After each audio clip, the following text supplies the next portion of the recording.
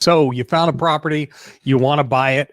Maybe it's listed. Well, no, let's talk about a property that isn't listed. So you've got a prospect. There's some things that you want to find out about the property. Who owns it? What's the plot plan look like? What's on the field card? So today we're going to talk about how you do that. But first, I'm Ed Weinberg, and you can find this video and other information at CTRE Media. I am a real estate investor and a real estate agent at Keller Williams in Trumbull, Connecticut. So what we're going to talk about today works in Connecticut and will work in most states. Now, the information that we get is going to be different, and it's going to vary. At least in Connecticut, it varies from town to town. In Connecticut, everything is done by towns. If you're not in Connecticut, there's a very good chance that you're going to be searching for this in your county rather than your town. So let's get started. So first of all, we need a property. Let me just pull up. Okay, there we go. And here's my browser. So the first thing, we went to Google. We're going to go look for a town. And the town we're going to pick today, just because it's one that works, is Derby, Connecticut. So we're going to look for Derby, Connecticut, GIS. So we're going to find the information. Now, it may come up differently. It may come up with your tax assessor or tax collector information. We're going to click here on GIS. And here we are in Derby, Connecticut. So I've got a house. And let me see if I can find one here. This is one that I found. It was listed. It's just a random one that I picked. I know very little about this, but it's on 130 New Haven Avenue. So we got the drop down there, New Haven. We're going to search for it, and there's the house. Right there, it tells us it's owned by Reinhold H. Wilhelm. And by the way, depending on the state or county or wherever you are, it could look different from this. We're going to go click on it, and we can see a nice picture of it. And we're going to, let me see, click zoom to GIS. It's over on the right here. And presto changeo, there's a nice picture of the property right in a map.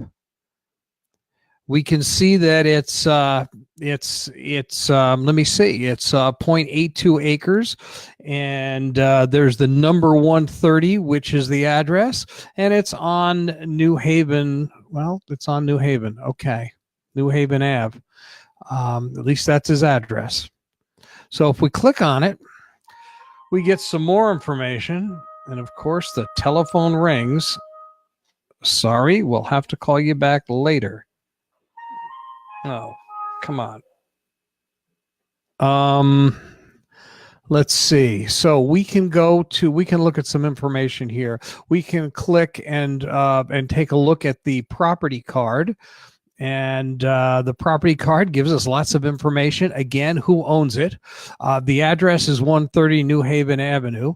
The mailing address. Oh, wait a minute. The mailing address is different.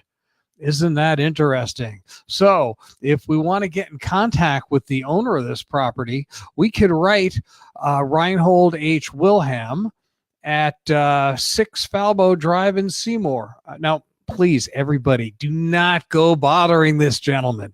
All right, what else do we have here? We've got some zoning information. It's zoned R5.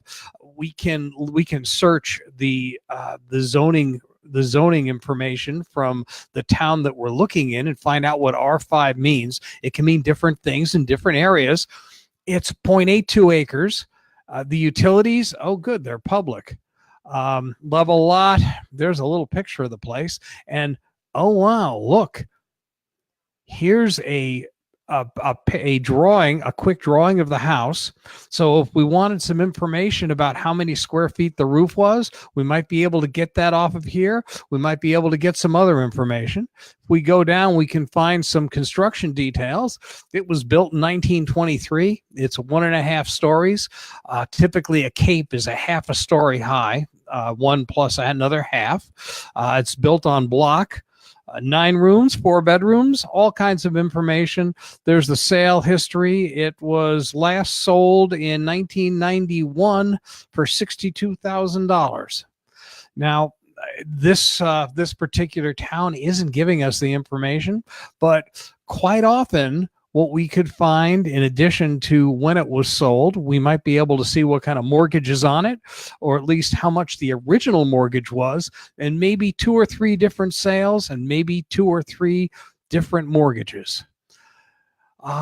Let's go back to here. We can look at a quick map, and quick map looks like this. Okay, so here's the quick map. And you can see that, but let me see how I can see it. Basically, the quick map is going to show, it's basically a plot plan drawing.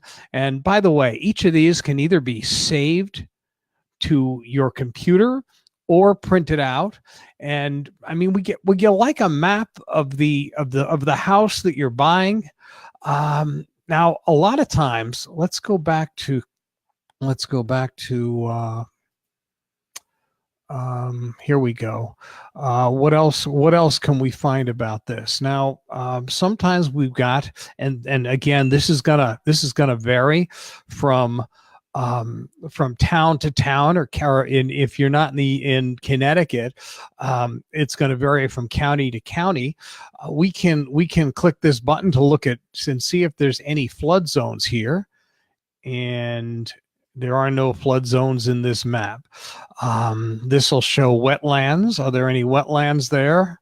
If I click on it, it's not showing it. Sometimes it'll show the map contours. It'll let me look around here at other areas, and let's go back to where we were before. So basically, there's all this information.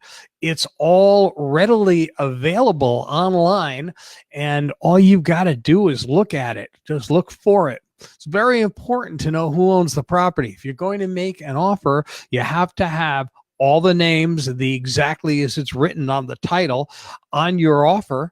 And you've got to make sure that you get signatures from everybody who's on the title. So that's it for today. If you're watching this, please, if you like it, please feel free to share it. Give me a like so I know you were there. I'll answer any comments you have. This is Ed Weinberg, and find other things, other videos, other information at CTRE Media. Have a nice day.